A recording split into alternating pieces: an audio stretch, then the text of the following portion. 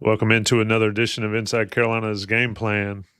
We do not have enough men on the field, and we do not have any more timeouts. We had to go live. We're sponsored by Johnny T-Shirt and Congruity. I'm Tommy Ashley. That's Jason Staples.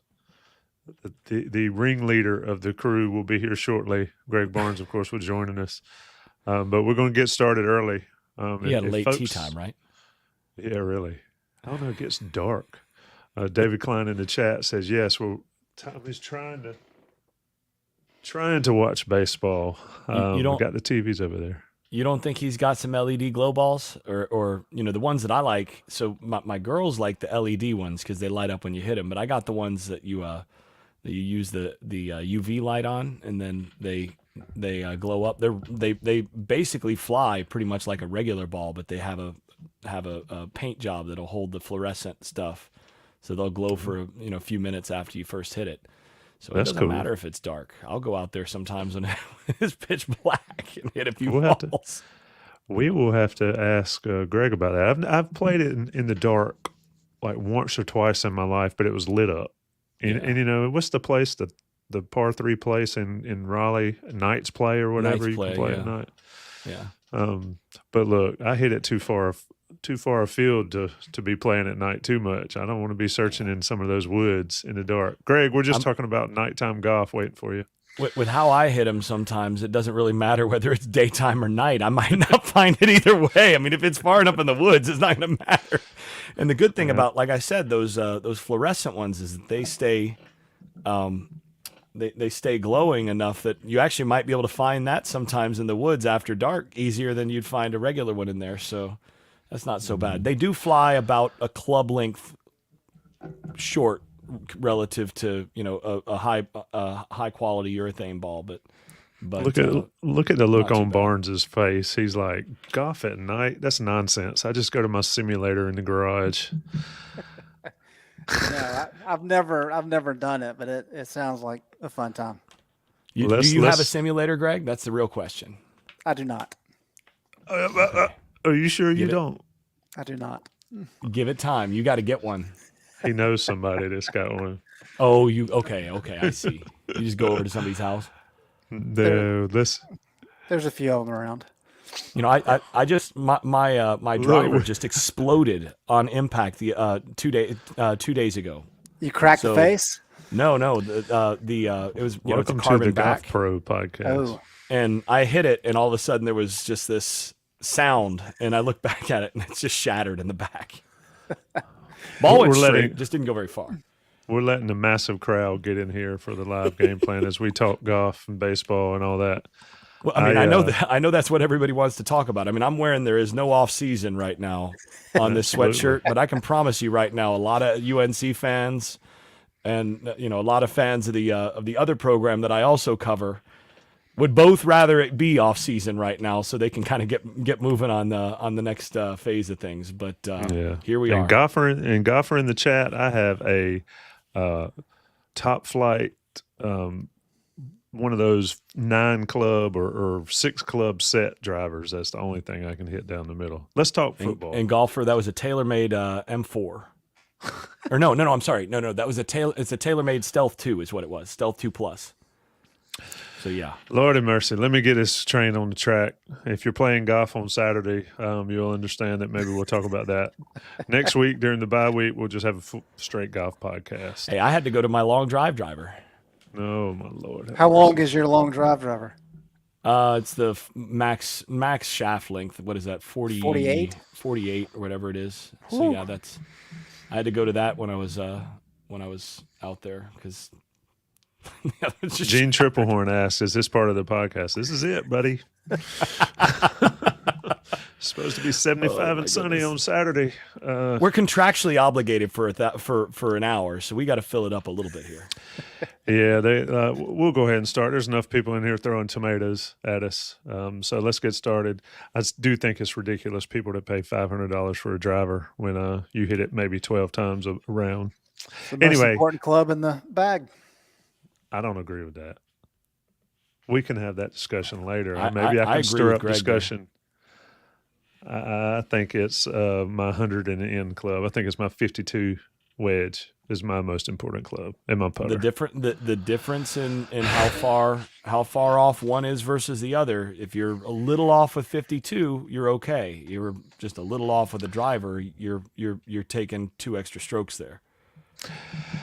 Let's see if I can stir it up. We're going to talk football. Carolina plays a football game, gentlemen, on Saturday at 12 noon on the CW. In between the Buffy the Vampire Slayer reruns, there will be Carolina and Georgia Tech. Greg, we talked, I guess, yesterday on Next Level about all the other junk around this program. Let's try to figure out how we can get it all the way back to the actual game on the field. I was previewing Buck's column that'll come out tomorrow. Buck stops here. It does not sound like an ideal matchup for North Carolina. Your thoughts overall on the Georgia Tech team that has beat 3 ranked North Carolina teams in a row? This team is not ranked, and Georgia Tech comes to Kenan Stadium. What do you think, Greg? Yeah, and I think it's hysterical that if you go back, I guess 2 years, maybe 3 years, whenever Carolina played at Mercedes-Benz, that's the game where Jeff Sims looked like Lamar Jackson made over. And I know we've said that about opposing quarterbacks looking really good against Carolina defenses over the years, but that was a situation. And of course, Jeff Collins was the head coach of that Georgia Tech team. I agree, Tommy, and we can dive into it. But one of the things that I think Carolina kind of runs into this week is that last year you had Omarion Hampton, who had a lot of success, and you also had a very good quarterback in Drake May. And we've talked a lot over the years and explained how balance doesn't mean 50-50 run pass. It means if a team is determined to take one of those 2 away, you can do the other and be just fine. And Carolina offensively has been in that situation for a number of years. And that's why they've been able to win 8 games and 9 games, despite, a defense that's been defective, essentially. I don't know that we can say the exact same about this team. Jacoby Criswell, I think he's getting better, but he still has a ways to go to be a strength of the offense. And what Georgia Tech has done well for the most part this year is really taking away the running game of its opponent. And I think it's going to be critically important for Jacoby Criswell to be effective and efficient against Georgia Tech, to be able to get the offense rolling, because I think Georgia Tech offensively is going to be good enough to score some points. And I agree wholeheartedly. I just think it's a bad matchup on paper. Jason, when you look at it, we could talk about Haynes King. We could talk about the running back Haynes. The thumbnail pretty much sums it up of how this game has gone the last couple years, with Haynes King running wild and then North Carolina secondary on the thumbnail. But what is good for North Carolina in this matchup? It seems like every time we talk about how terrible a matchup is, Carolina comes out and plays decently well and does some things.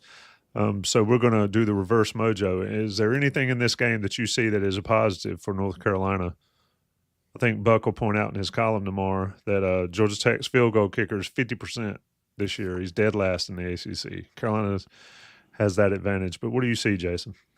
I think the main thing is that Georgia Tech is not a double-digit favorite. That seems to be a real problem for Carolina when that North Carolina is not a double-digit favorite, I should say. Carolina seems to have a real problem playing against teams that are FBS level when they're double-digit favorites. So that seems to be the real the optimistic side of this is, okay, this is a team that you're not supposed to beat by double figures, so there's a real chance of winning this game. That's where we've gotten to, folks. I saw in the chat earlier somebody pointed out that Mack Brown through this number of games is exactly the same as Larry Fedora Mack Brown 2.0 is 41-30. Larry Fedora is also, his time was 41-30. And at a certain point, you just say that's Carolina football. But no, I look at this, and there are a couple things that I think you can go after in terms of Georgia Tech. I do think there are some weaknesses in the secondary that you saw against Louisville. I think linebacker wise, you can do some things on them with your tight ends and backs in the passing game. I think there's ways of getting those guys isolated and taking some advantage there. Otherwise, though, I don't see this as a super good matchup for Carolina, because I do think I think Georgia Tech is probably the strongest team in terms of the line of scrimmage. They've got the best combination of offensive and defensive lines that Carolina's played this year. And, this is a North Carolina team that is, dependent on running the football and then trying to be aggressive and stop the run on defense, even though they don't have necessarily the players and the talent to be super reliable, stopping the run on defense. And this is a Georgia Tech team that comes in, basically they want to run the football down your throat on offense, and then pair that with some speed. It's the fastest team Carolina will also have played in terms of outside playmakers, and they want to pair that. So chuck it downfield, running quarterback, which has been great for Carolina defensively, and then pair that with a defense that is built basically line of scrimmage out. So to me, that's among teams that are kind of 50-50. This is not the best matchup. So I'm not as optimistic. There's not as much to be optimistic about as I see it. So, yeah, looking at the yards per game, Georgia Tech 176.7. They give up 87.5 rushing touchdowns on the season. Georgia Tech 16. Opponents of Georgia Tech only 2. And both in the opener. And both against Florida State. Yes, because Toafili got my parlay going with the long run, if I remember correctly. That's right. So FSU had 2 in that one, and then FSU I don't think has had 2 the rest of the season. And Georgia Tech hadn't given up one since. Georgia Tech did lose to Louisville, did lose to Syracuse. But even in those games, look at what their average rushing yards given up against Power 5 competition has been. 3.16 yards per carry against Florida State, which Florida State can't run the ball against air right now, so take that with a grain of salt. But 4.19 against Syracuse. Now, that was a loss. And the reason that was a loss is Syracuse was able to run it well enough. And then 2.11 against Louisville and 3.7 against Duke. They've been really good stopping the run, with the exception a little bit of that Syracuse game, where Syracuse schemed them a little bit and got a couple big plays there. But Carolina's going to have to block it really well, and Hampton's going to have to be Hampton to win this game. Yeah, Greg, I was going to go there and let you build off that. Yeah, I was going to say Georgia Tech's also they've only given up 1.8 yards per carry on third down. So that's pretty stout. And the interesting thing about Omarion Hampton is he leads the country. This is wild, by 11 in terms of attempts. He's already carried the ball 137 times in 6 games. He is 10 carries away from reaching 400 carries from last year to this year. I mean, it's just an incredible workload. And the bigger issue is, as good as Omarion's been, a little bit more than 75% of his yards have come after contact this year. So he's been fantastic, but he's doing a lot of it by himself. He's number 2 in the nation in yards after contact. Yep. Only trailing Ashton Gianti from Boise State, who has an absurd 7.95 yards per carry after contact. That is absurd. That is and Hampton's third in the nation overall in rushing. Yep. And so I think I mean, if you're Georgia Tech, I think the formula is pretty easy, right? It's look, we're gonna load up front, and do our best to take away the run. I thought it was fascinating last week. If you look at what North Carolina did rushing against Pittsburgh, they had no success whatsoever off the left side. Left of center, they got pretty much nothing. Everything was off the right side, even for Hampton. And so if you're not able to run the ball effectively in between the tackles across the board, that just makes it that much easier for the defensive front to kind of take things away from you. So Georgia Tech is going to try to take away Hampton. And if they're able to limit him whatsoever and get Carolina behind the chains, that just puts a tremendous amount of pressure on Criswell. And he's getting better. But that's what you want if you're Georgia Tech. If Criswell has a fantastic game and he's the reason that Carolina wins, you kind of just tip your cap. But that's the strategy. And so that's what Chip Lindsey's worked on all week is figuring out how do we balance this thing out and take advantage of some easy passes for Criswell. I thought Jason did a fantastic job breaking down one of the plays in the red zone where, as you pointed out, I mean, Criswell threw a great ball. I guess that was to Nesbitt on that inside out pass. But good gracious, if that's the kind of throws he's got to make for this offense to have success, good luck. You got to set him up for success. Give him some very easy throws. And so that part of it's got to improve for the passing game to get going. This is not Drake May, who you can just say, hey, this is an NFL level throw, just go make it, and he could do it. So. And, if it's not there, just pull it and take off running too, because you're a freak athlete and on top of being an NFL pocket passer. Yeah. Drake May, those guys don't come around very often. But one other thing too on that, if I'm Chip Lindsey, this is the week where I am throwing play action on first down basically the whole game. We've said that a lot, though, haven't we, over the last couple of years? Well, I mean, one of my general philosophical, some of this is me philosophically. Mm-hmm. I believe in if you have a dominant running back, like an Omarion Hampton, who's doing work at that position, you take advantage of that by leveraging the defense when they have to load up to stop that guy. The place where the place where Omarion Hampton is the most valuable, arguably, with a team that has any other weapons at all, is on first down or on some sort of neutral down or running down where defenses have to load up against him, and you can play action and get all the one-on-one advantageous matchups that you want against whoever you want. And you got to take advantage of those. So to me, that's something I'm going to be looking at really strongly this week is what's the pass percentage on first down? Because I think that needs to be south of 50% run this week. I think it needs to be more like 75% pass this week to really have a good chance to score enough points to beat a Georgia Tech team that's probably going to score some points on your defense.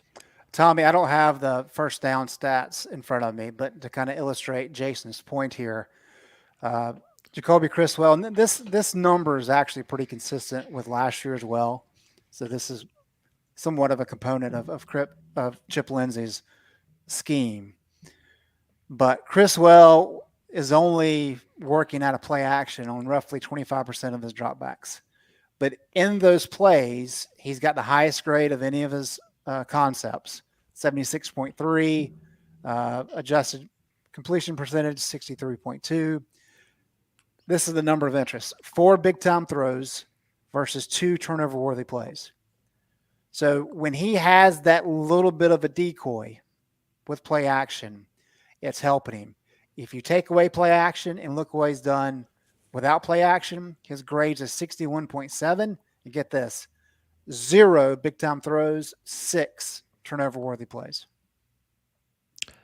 So the obvious question is, especially with a back like Omarion Hampton, why in the hell aren't they running play action, to your point, Jason, over and over and over again?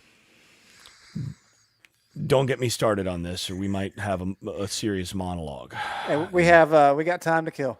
Yeah, We've got 40 minutes, but you've got 5 on this. I mean, I do want to highlight something that is interesting here when it comes to just the splits by down. First down throws and second down throws, Criswell has a passer rating of 82. This is an NFL passer rating, so it's I think a better measure than the NCAA. Has an NFL passer rating on first down of 82, on second down of 85.7, and on third down of 72.7. That 82 and 85, those are respectable numbers. Those are okay. 72 is not great. It's not terrible for third down, but it does tell you something. And his accuracy level is, in terms of comparing average yards per attempt and his accuracy level on that, his accuracy level is between 82.4 and 84.4 on all of them. So he's about the same level of accuracy on all downs, but this is interesting. First down, his average yards per attempt is 11.8. Second down, 6.9. Third down, 7.3. That's the Omarion Hampton premium. You're getting an extra 4 or 5 yards per attempt passing when you throw the football on first down. So you ask me why they don't do that more and why they just stand there and hand the ball off to Hampton as often as they do. I suppose that they've decided to go old school and say, well, look, you know, he's your best player. You give yourself your best opportunity by getting the ball in the hands of your best player as often as you can. But I'm going to tell the truth, I think he's a guy that's had, I think his legs have been a little bit tired in the fourth quarter the last couple weeks. You know, I'm not sure that on that fourth down that he sort of missed the window on just a little bit. I'm not sure that he ever misses that if he's not 25 carries deep at that point in the game. I think he probably is able to stick his foot in the ground and explode a little differently in a different point in the game. I wonder how much fatigue has a factor there. He leads the ACC in terms of running backs in total number of snaps played through 6 weeks. Yeah, and he leads the nation in carries. And he leads the nation in carries by 11. And he has more than the Boise State guy. He's got 42 more carries than the Boise State running back. And the Boise State running back has almost 300 more yards. And he's playing in a non-power 3 conference. Yep. So he's not playing against the same level of defensive linemen and such that, you know, that Hampton is. So Greg and I talked about other stuff yesterday. This is on the field stuff, and I'm going to flat out ask it. It seems to me like malpractice from the offensive staff and from the offensive coordinator. Who wants that one? Anybody want to take that one? I know you pointing to Greg. Greg. Well, look, I want to set it up for Jason here, but what we talked about yesterday, Jason, well, just from this standpoint, and I mentioned it in my column as well. We've talked for 3 years now about how Carolina has faded late in the year, and we've talked about fatigue and number of snaps. And this offseason, Mack Brown himself highlighted, hey, you know, we had two linebackers, for example, logged 900 snaps last year. You can't do that because they're tired at the end of the year. And he made a point in July of saying, we've said we're not going to do it for 5 years. We're not going to do it this year. Well, they're doing it. And not just like the only position group that is actually rotating is the defensive line. That's it. And part of that's because Rutgers been hurt last couple games. But the back seven defensively, all those guys are like near the top of the ACC in snaps through the first 6 weeks of the season. I think 7 out of the top 13 in the ACC in total snaps are Carolina guys defensively. And then on offense, Willie Lampkin, Sampson, and who was the other one? One of the other offensive linemen. I mean, they're like top 20 in the country in total snaps. J.J. Jones leads the ACC in snaps for wide receiver. Copenhagen leads for snaps by a tight end. Hampton leads for snaps by a running back. And we're just halfway in.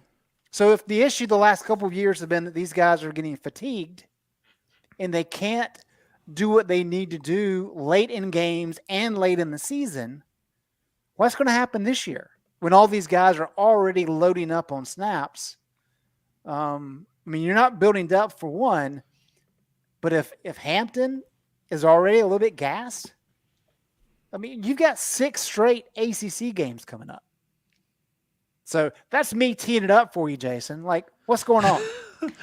I think Davion Gauss is a good running back. I think he's capable. This probably would be different if Darwin Barlow were healthy. At least I think it would be different. But then he was healthy as far as we know against Minnesota. Did he play at all against Minnesota? Did he get any carries there? 1, I think. He got 1. So, and I get it. It's hard to take to take the ball out of the hands of your best player when he's that good and when he's that, he's that physically fit. He's that it's hard to do. But this is all about planning for not just for the immediate snap, for the next snap. This is about setting up what you're trying to do for the course of a full game, for 4 quarters. This is about playing a 4-quarter season. And, my impression is that they just haven't done a very good job of planning for the 4th quarter in, recent years in terms of the season.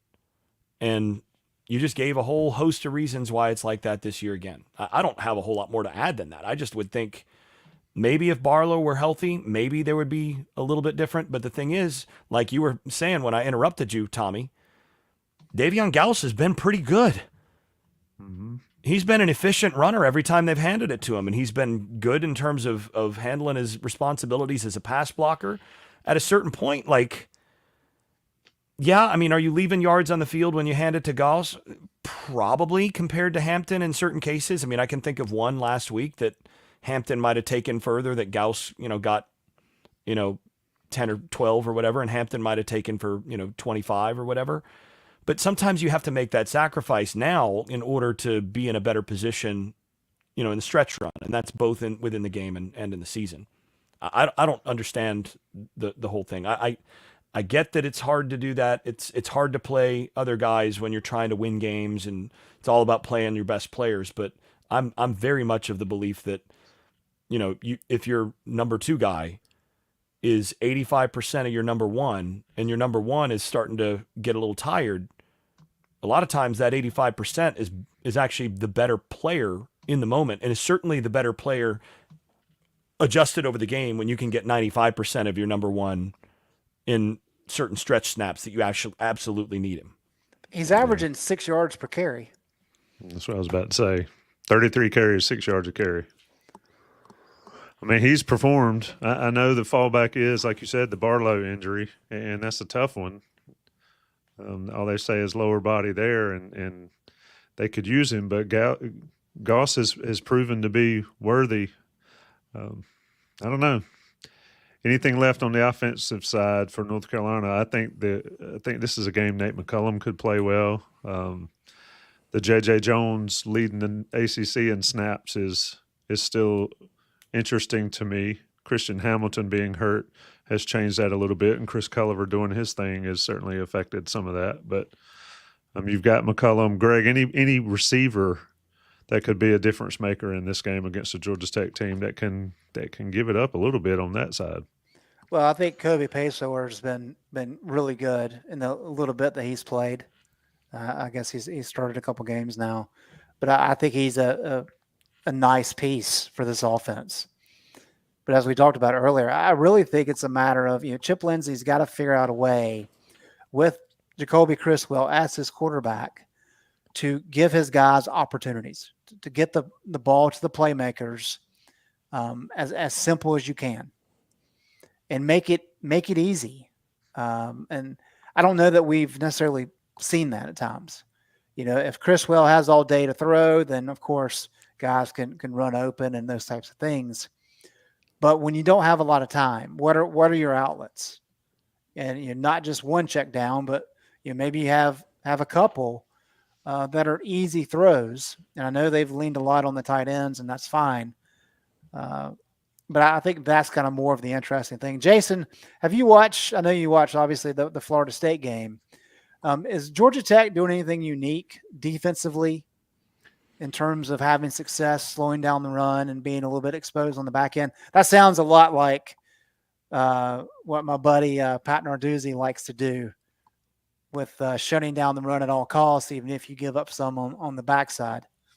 So they're running a lot of the guy that they hired as a coordinator this year, and they flipped over their defensive staff pretty significantly. Mm-hmm. The guy they hired was the guy at Duke last year under Elko, and he's basically running Elko's system. Okay. So they're multiple across the board. They're going to base out of a cover 7 look.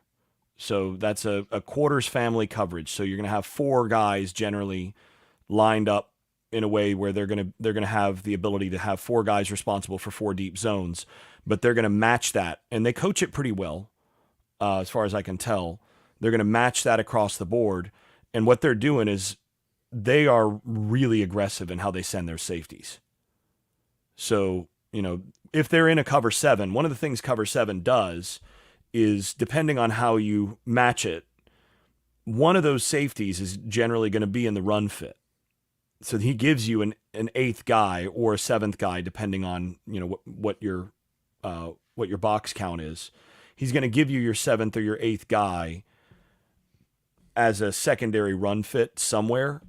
And some teams are a little more conservative with how quickly those safeties come downhill. Georgia Tech's guys have tended to be faster downhill than most, and those safeties will come down and hit you. So that's number one. Number 2 is, I think defensively they got better. They hired a new defensive line coach, and I do think that he helped them in terms of just getting off blocks better. Last year they looked to me like they were a physically pretty physically big and reasonably impressive set of defensive linemen, but they looked like they were Velcroed on blocks a lot. And this year they're doing a better job of hand fighting, so that's part of it too. But they're aggressive. They're gonna change looks on you a lot, so they'll look like they're in that cover 4, that cover 7 shell, and then they'll shift to a single safety really quick and have a safety come down into the box and just make him free. They'll bring cat blitzes and things like that. They do a lot of those. That's a corner blitz. They'll do that sort of thing a bunch, just to cause havoc and all of that. So they want to change the look for you after the snap. So that's the main stuff they're doing, and they'll change up some fronts and all that. But for the most part, it's just they're flat out aggressive.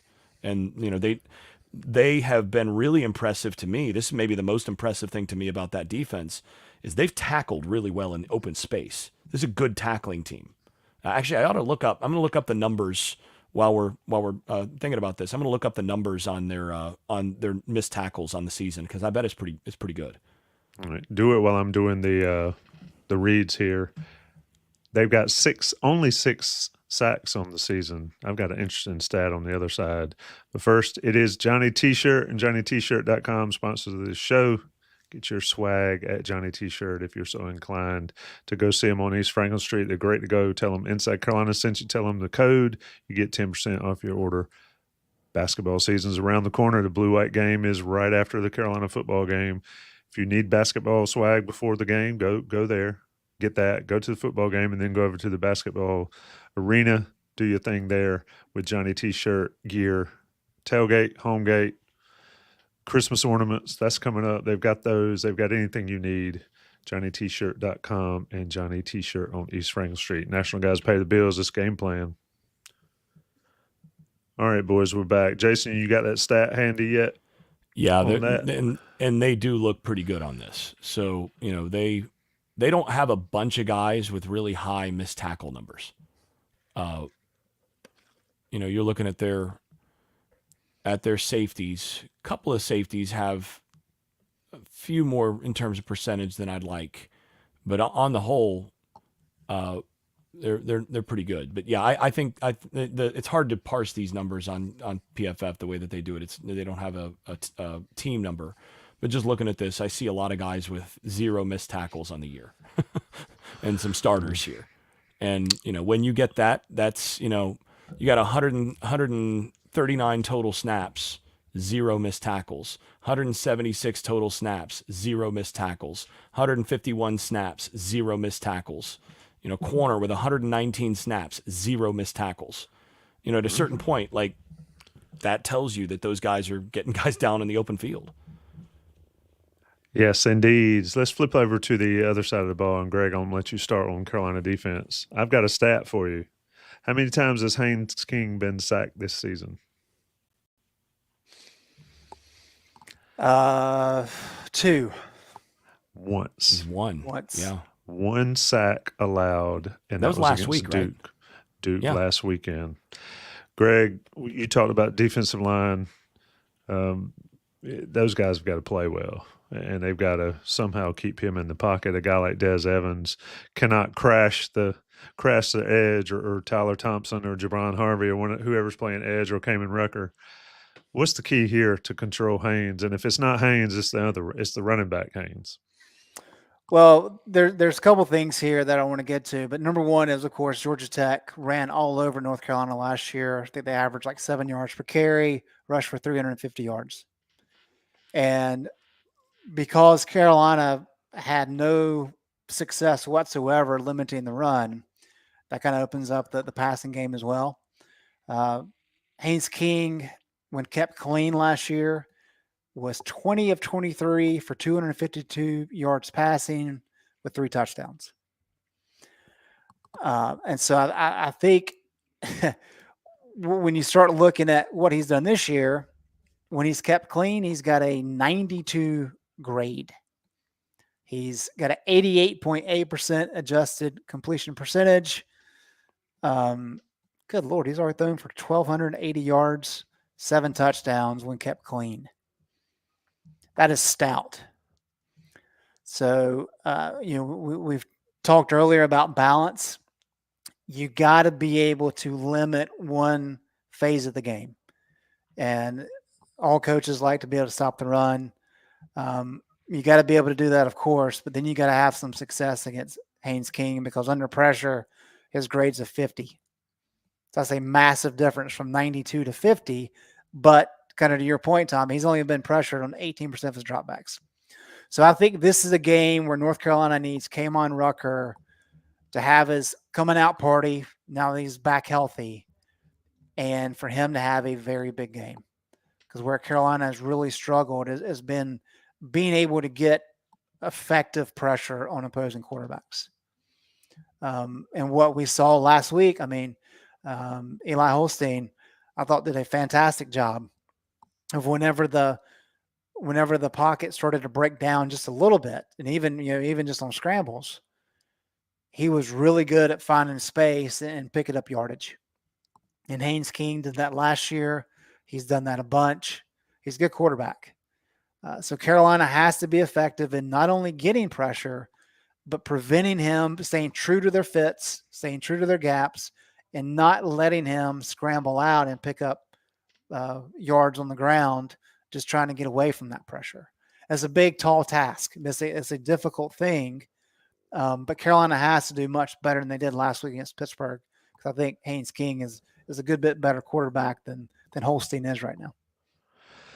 And Holstein looked pretty good last week. Some people in the chat are asking about missed tackles. I'm looking at PFF, so take that to what it's worth. It's a point of data. Stick Lane leads the team with 13 missed tackles in 367 snaps. You scroll down, Joshua Harrison, 160 snaps. He has no missed tackles. Tyler Thompson, in 123 snaps, has no missed tackles. Everybody else in the no missed tackle area is guys that haven't played a ton. Kevin Hester played 228 snaps, has 1. Interesting enough, Power Echoes, Jakeem Harris are second on the team in missed tackles with 7 each. Caleb Cost. Jason, the defensive approach here. Huzzy's going to be Huzzy, and he can help. But how does Carolina combat what Greg talked about is the massive difference in clean versus not clean for Haynes King, and how do you make him uncomfortable? You're muted too. I got him. I think that's the first time this year. I think it's the second, but I'm excited about it. We might have to go back and visit the film on that one. But maybe I got Greg once earlier. Yeah, I know you got Greg once. You got me once, yes. Yeah. So but I think this does come back to pressure. I mean, it really does. I mean, and the hard part about this is when it comes to pressure, this is a team that does a pretty good job with it. They are number 5 in the country in pressure rate allowed. And it's not because they haven't played teams that can rush the passer. Louisville can rush the passer. Florida State has rushed the passer inconsistently, but can. You know, Duke rushed the passer against Carolina. So, you know, that's a legit,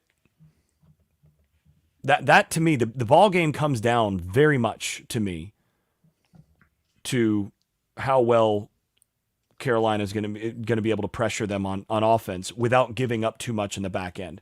Because the other issue, and this is what killed Carolina last year in this matchup, is if you do commit to that, Georgia Tech has the fastest set of wide receivers in the ACC. Singleton, who is their true big play guy, is a sub 10 300 meters in high school. That's real fast. You run 10-2 get away from it in a hurry. Yeah, you run 10-2 in 10-1-9 or whatever it was. He's in the territory that Tyreek Hill was as a high schooler.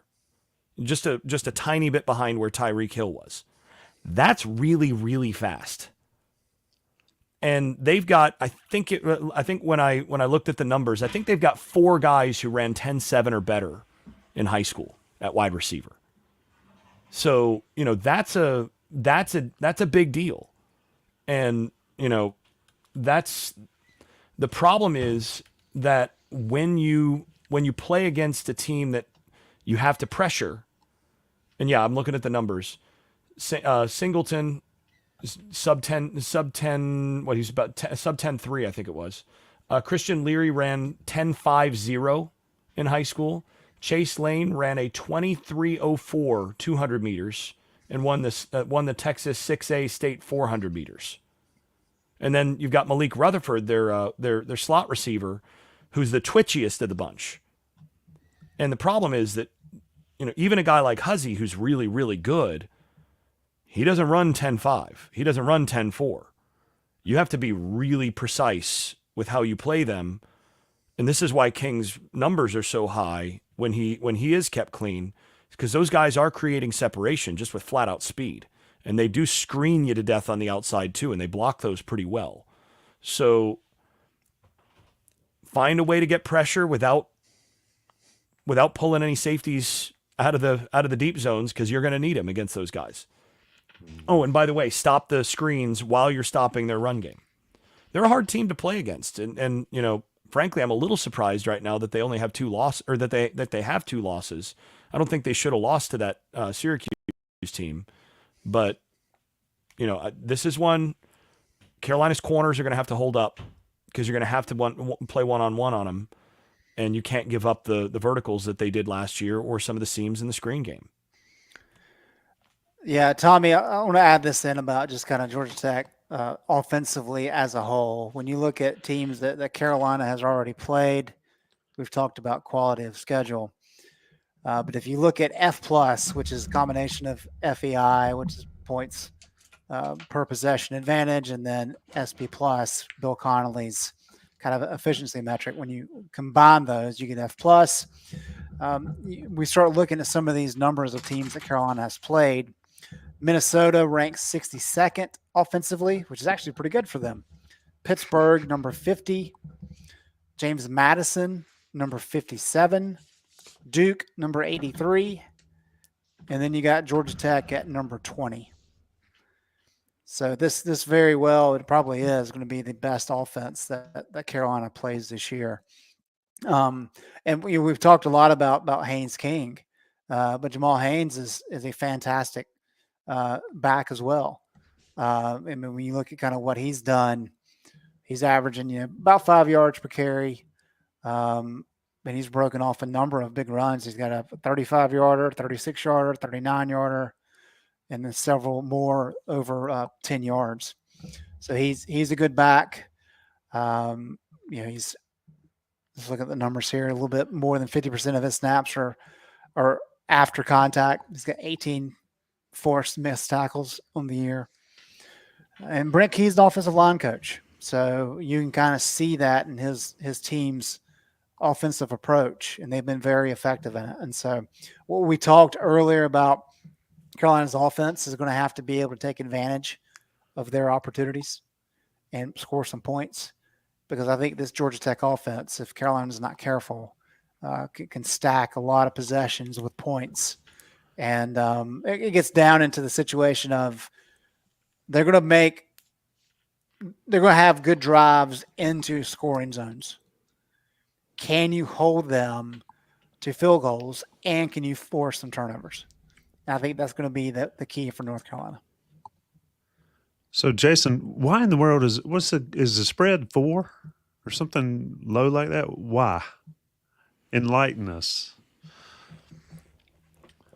I think there's still some sense that Carolina offensively can do more than they have. And, for all that Georgia Tech has had, some strengths on, the two best teams that they've played, at Syracuse and at Louisville, they lost. And those are also the 2 road games they've played. Now the game against Florida State was in Ireland, so they were technically the home team, but it was a neutral game. The 2 road games they've played, they lost. And those were the 2 best teams that they've played. So I think there's some sense of Georgia Tech is not super consistent in that respect, and they've underachieved a little bit relative to some of the things. Like when you have a quarterback that's been as good as Haynes King has, especially not pressured, and then he doesn't get pressured a lot, and then you're still not scoring a ton of points, even though you're able to run the football. There's just little things like that they've not finished drives. They've not, they've kicked things around a little bit at times that I think have given the numbers people pause.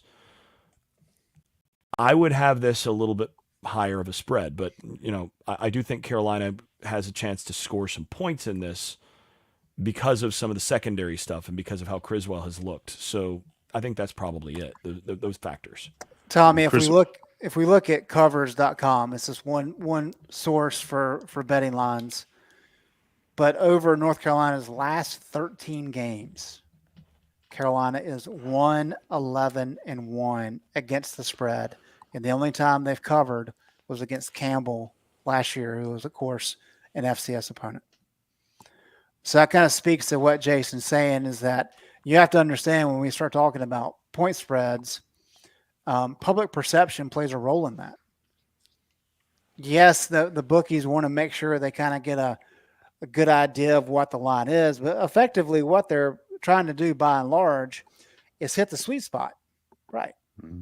Because you got the juice, right? Kind of the idea is if 50% of the money is on one side, 50% of the money is on the other side, well, you're guaranteed to make 10% as a bookie.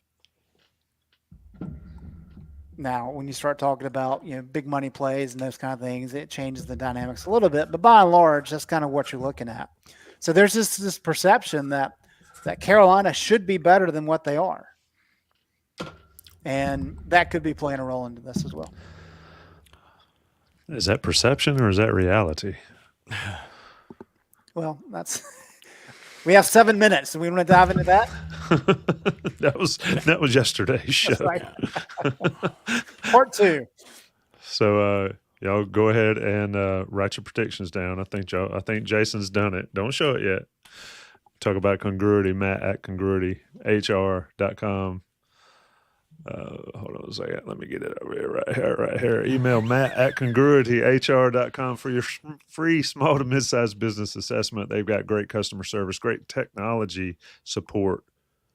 And they were a local business. They've made a national brand of themselves doing this stuff for people. So if you've got that small to mid-sized business, you email Matt and you tell him, here's what we got. What can you do for us? They'll give you that assessment for free if you're an Inside Carolina person. And they've got the best setup in the business to make your business grow as big as they've been able to do their own. Matt at congruityhr.com for that free assessment. Is it time for predictions? Can we get our predictions in 10 minutes? I don't have a piece of paper. Can I go first? Okay. I've already got mine here, so we're good. Yeah. Greg can go first. Make it a long one because we're contractually obligated to talk for 9.5 more minutes. Well, and I still got something an ask from the audience as well. So An ask or a rant? I've got an ask. Well, Okay. Go ahead. We can wait a minute on the predictions So- if you want. This is just an ask for those of you out there who want to support in any way or are interested in these things in any way. My sister has her 10th music album coming out tomorrow, Nice. and it's a really, really good album. It's the producer of this has he's Grammy Award winning producer and so on. It's a very good album, and yeah, I'd really appreciate it if folks would mash that add to Spotify or add to Apple Music playlist or buy CDs or whatever. Do what you can on that, and for some of you, it won't be exact. No music is everybody's cup of tea, but the quality of it's really good, and I'd like to see her get a bunch of listens on this one. Can we get an So autographed that's- copy? Yeah, that's StephanieStaples.com is her website. So Stephanie Staples, that's my sister who is putting out an album. Like I said, 10th album tomorrow. So That's impressive. I think it's her best album. So That's awesome. Do you think that the three of us could put an album out? A hope you music guys- album? No. I hope you guys can play some instruments well. I can play the buckets. I can sit on the street corner and play the buckets. Let's go to. I could do some acapella. Do some baby back ribs. I'll write about it. That's about the extent that you'll Greg get will from write a me. column about it. He'll write our review, our glowing review. StephanieStaples.com. Jason with the plug. Support the sister. We love that. Greg, you're up first on the predictions. Well, I'll go back to where we started from.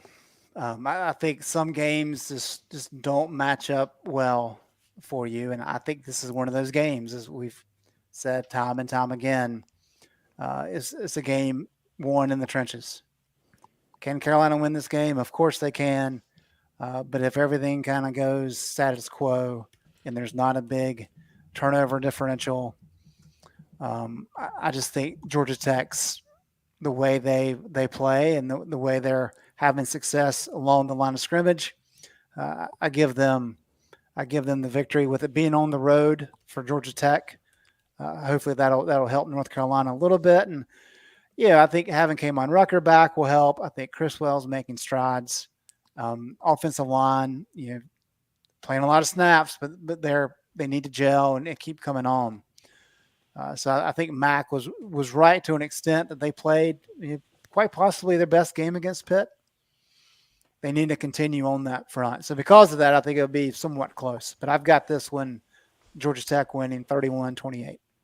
31-28. That close? There's the secret weapon right there on Jason's lap. Yeah, Jason bringing the feels into it so we don't attack him. Jason, you got a prediction to make. Are you gonna make your predictions for us? And is that a lemur or what we got going on? That is I believe it's a bobcat, right? Is it a What is that? bobcat? Yes. Yes, I like it. All right. What's the Look what bobcat's I've got. name? Let me show you something. Felix. I have a Felix? donkey. Yep. Oh, I have nice. a donkey. I've been wanting a donkey all my life, so that's what I got for Christmas last year. Jason, Some what's your people have said prediction? I'm a donkey, so there you go. That's another name for a donkey. Exactly. Oh my goodness. Prediction wise, Yeah. So prediction wise, actually, what's funny, Greg, is I started with I was 1 point off of what you went with, but I in the course of thinking through this, I ended up changing a little bit. So my number here, I've got Georgia Tech 35, North Carolina 27. I have a hard time thinking that Carolina defensively is going to be able to keep this Georgia Tech offense bottled up, where you've got a mobile quarterback, a quality offensive line, a running back who's very motivated to play against your defensive coordinator, and a lot of speed at wide receiver, which has been a problem. I mean, they're very similar in some of these respects to what gave them trouble in the game that they got absolutely nuked for, 58 defensive points or whatever it was. So, this is one where it wouldn't surprise me to see Georgia Tech score more than 35, but I think 35 sounds about right. I don't think that their field goal kicker is especially good. I mean, he's 50% on the season. So I'm going with just straight touchdowns in the red zone. They'll go for it instead of kicking it on a few of those. And I'm not confident in this Carolina team to be able to beat this Georgia Tech team. I mean, Georgia Tech is, I think, a better football team this year.